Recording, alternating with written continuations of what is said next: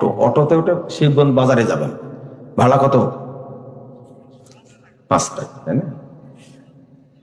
তা আপনি নামাজি মানুষ, অটো চালক, টাকা 5টা দিলাম আপনাকে, টাকাটা বের করে একবারে প্রথম ভাড়া তো চুমু দিয়ে হ্যান্ডেলে ঘষাঘষি করে খুব আদরের সাথে লেখে রাখলেন।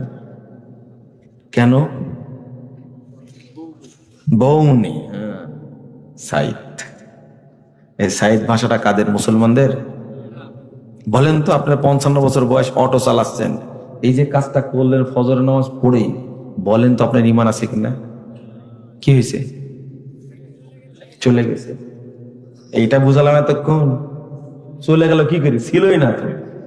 ধুর, এত বুঝালাম আমি যে ওযুই যে করেন তার ভাঙবে কি করে, তাও বলছে চলে গেছে।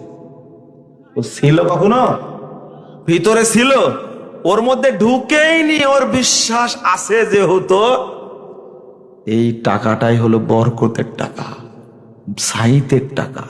এই বিশ্বাস তার মধ্যে আছে বলে কোনোদিন ঈমান যায় ভিতরেই ঢুকে নিতে, বাড়ির উপর দিয়েই যায়নি। আপনার বাপ মরে গেছে, শোনেন, বাপ মরে গেছে, এখন গোসল করাতে দিয়ে দেখছেন 3 বার হজ করেছেন, 5 বার উমরা করেছে, তাহাজ্জুদ গুজার, এখন গোসল করাতে যায় দেখছেন যে কোমরে তাবিজ বাঁধা। কি বাঁধা? তাবিজ বাঁধা। বলেন, ঈমান নিয়ে মরেছে না বেঈমান হয়ে মরেছে? ঈমান ছিল, কি হয়েছে? এই জন্যই বলছি, হজ হজ ঈমানের প্রমাণ না, যাকাত ঈমানের প্রমাণ না। ঈমান আছে প্রমাণ আকীদার, তাওহীদের প্রমাণ থাকবে। 5 বার কেন, 50,000 বার হজ করেছে, কিন্তু কি আছে?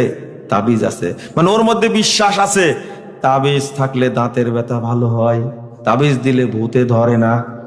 এই বিশ্বাসটা থাকার কারণে ওর মধ্যে ঈমান ঢুকেই।